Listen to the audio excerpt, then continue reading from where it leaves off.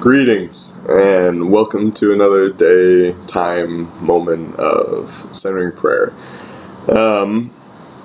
Before I go into and actually do centering prayer together with you, I want to read this passage that kind of came to my mind as I sat down today and was thinking about this time of sharing and trying to really help lead into what centering prayer is, why it's an important practice, why it's even the practice to help kind of bring the church into a church and Christianity into a renewed level of embodied spirituality, the kind of spirituality that connects with every part of ourselves, like body, heart, mind, spirits, all these different aspects to us that we feel and deal with and like live in moment by moment, day by day, but oftentimes are some of the most confusing or difficult or just surprising elements of life emerge out of these different places,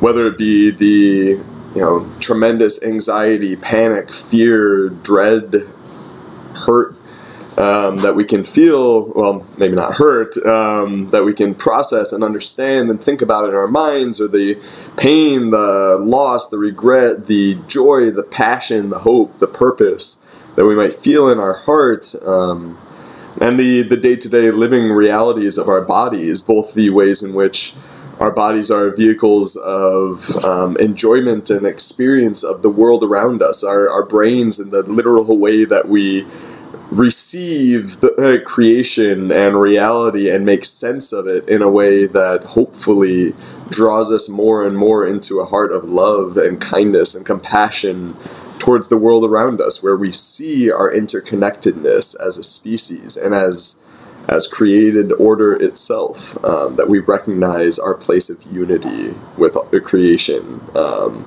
and the belovedness of it all. But that's a whole other thing. Focusing then, on just like, what is this journey about? Where does centering prayer come into play? Why haven't I heard of this before? Where has this been for most of my life? And those are all great questions. Stuff maybe worth reflecting on in another space. Let me know if that's of interest. But the main thing that kind of came to mind today was Romans 12:1 and 2. And it says this. It says, "I appeal to you, therefore, brothers and sisters, by the mercies of God, to present your bodies as a living sacrifice, holy and acceptable to God, which is your spiritual worship. Do not be conformed to this world, but be transformed by the renewal of your mind, that by testing you may discern what is the will of God, what is good and acceptable and perfect." There's a whole lot going on in these two verses, these two sentences, three sentences, two sentences, just two good Bible sentences. We're saying just like, brothers and sisters, like friends, family, this is the call of our lives to present all of who we are, everything, our very bodies and everything contained therein and here and thereabouts, to present all of that to God, to present it as this living sacrifice. And that language, even especially that, really captures what I think centering prayer is all about. Because in centering prayer, we move from this kind of conscious waking state of awareness and experience and interaction with the world around us, and we move into more of this deep state of being, where we are more intentionally attuned to and in pursuit of the deepest parts of ourselves, the deepest stillness and silence in our souls. And we do this then as we turn ourselves into this living sacrifice, where we remove from ourselves the conscious, waking, interacting, active self, the thinking, feeling, doing, parts of us, And we present ourselves not as dead, inanimate or lifeless creatures, but also not as the living, vibrant, active beings that we are most of the time. And instead we move into this something else, something new, something different, where we are experiencing who we are differently and presenting, showing that, displaying that, offering that to God in a whole new way than we normally do, than we do in virtually any other form of worship. When you're singing, when you're listening to a sermon, when you're reading the Bible, all these things are very active, they are very cognitive, they are very engaged in the observer-object kind of state of being, that kind of observer-object relationship, where this is something completely different from me, I'm here, I'm me, this is that, that's there, I can observe, I can study, ultimately I don't have to relate to this thing if I don't want to. And we might observe the presence of God in and through those things. We might be able to observe God in the world around us, and oftentimes we do, many times without even realizing that that's what's happening. But in centering prayer, we break down those walls of object-observer and instead become fully immersed ourselves with God and in God. And we ourselves become this sacrifice that gets presented to God. And this is done by, as he says in verse 2, Paul, the author of this, do not be conformed to this world, but be transformed through the renewal of your mind. That is what happens throughout the process and journey of really learning to live into a contemplative life, the kind of life that is defined by the lack of duality of, this is religion, this is not, this is spiritual, this is not, this is, deserves my love, kindness, compassion, this does not. It does away with all of that. As Jesus did after his death, the veil of the temple has been torn, and there is now this kind of integration of spiritual and everything around us that Christ did. But in centering prayer, we enter into that intentionally.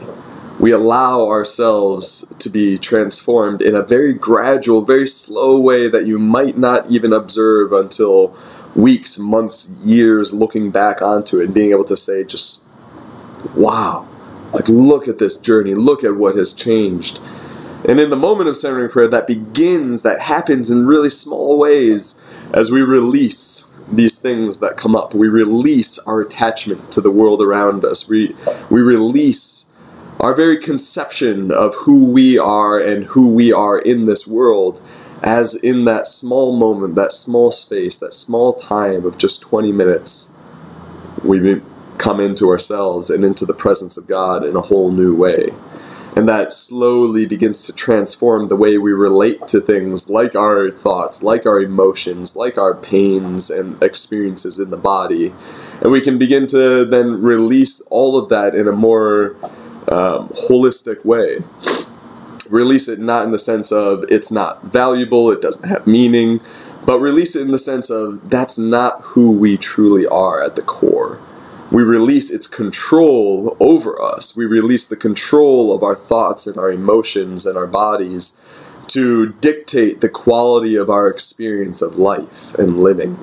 And instead, we come into this new state of awareness, this new state of being that Paul talks about, the renewing of our mind, that in centering prayer, this testing occurs as we are bombarded and we're tested by the very nature of our own heart and mind, as these things come up and arise in stillness and in silence and threaten to rob us of our very sense of self. And all of that then becomes part of this process of refining both how we see ourselves, how we see the world, how we understand and relate to God and relate to all of that. And that, I think, is where this last part of the verse 2 comes in, that you may discern the will of God, what is good and acceptable and perfect.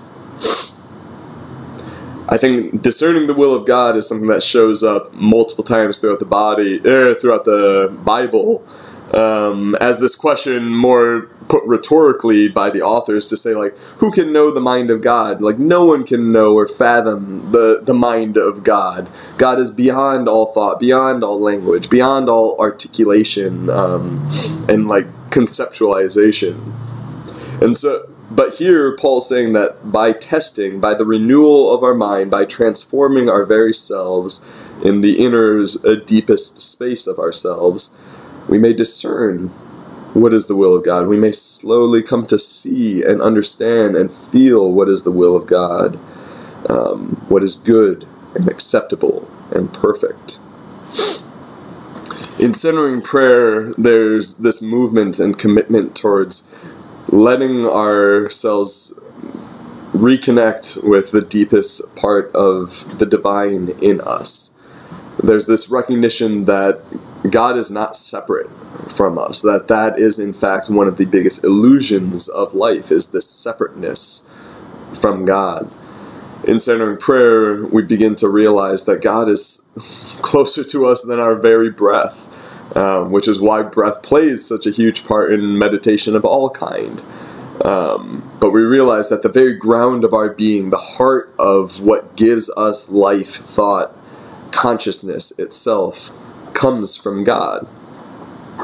And somewhere in this transforming experience of seeing God more clearly, seeing ourselves more fully, and releasing the unnecessary baggage and attachments that we have, we rediscover something, I think. We come back to or gain a new way of seeing the world. Maybe it's not going back to something as much as it is a renewal and transformation of that into something new entirely.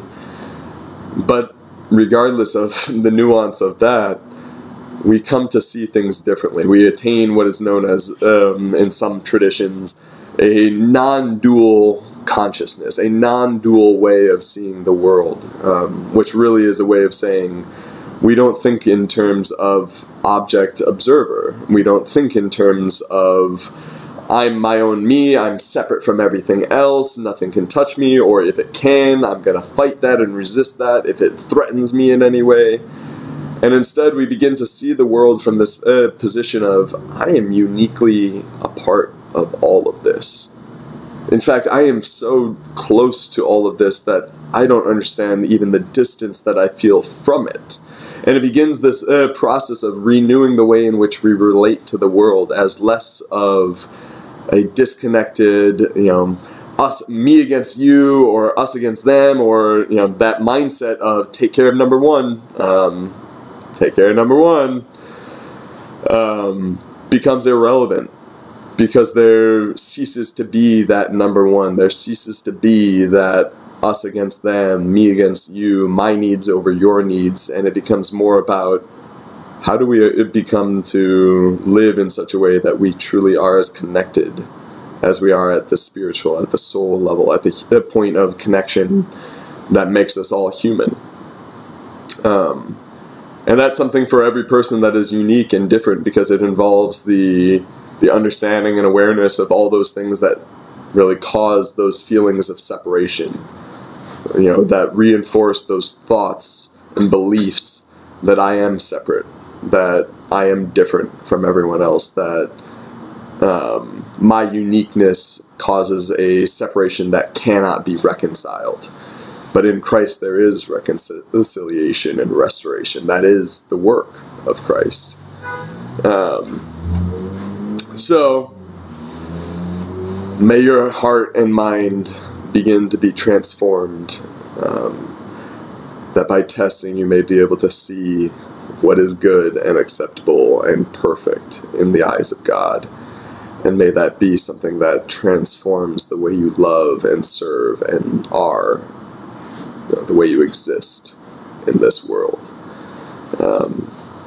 So I'm going to do the readings for centering prayer. The first reading is from Thomas Keating. You'll hear a gong sound, and that will begin our 20 minutes together. And then you'll hear 3 gongs at the end of that. During that time, I invite you to, just stretch, Don't get up, or don't rush to move or get up. Just bring yourself back into awareness of your body, this place, the room in which you're in. And then I'll conclude with a reading from the Psalms. And that will be our time for today. So get comfortable. Take a deep breath.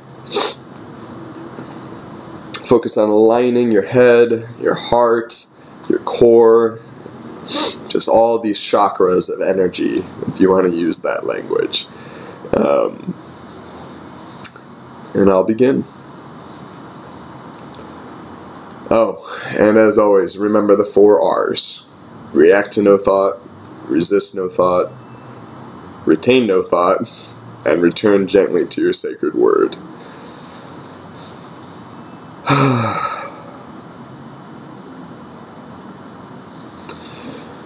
Our basic core of goodness is our true self. Its center of gravity is God. The acceptance of our basic goodness is a quantum leap in the spiritual journey. Our basic core of goodness is our true self. Its center of gravity is God. The acceptance of our basic goodness is a quantum leap in the spiritual journey. That core that we are tapping into is a source of goodness and love, the purest part of us. That is that. That is, for Thomas Keating, the true self, always in competition with the false self. But that's a subject for another video. Let's begin.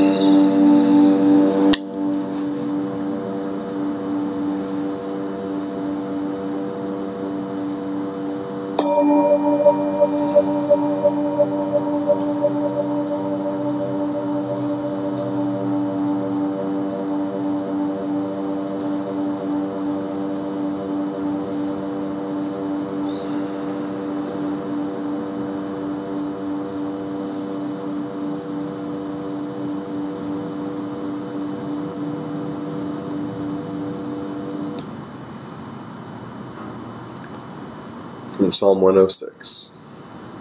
Awaken us to the oneness of all things, to the beauty and truth of unity. May we become aware of the interdependence of all living things and come to know you in everything and all things in you.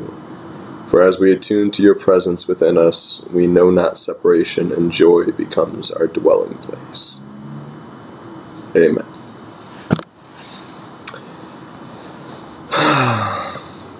May you begin to feel your heart and mind and soul transformed bit by bit as you see yourself, the world around you, more clearly. Love you. Go with God.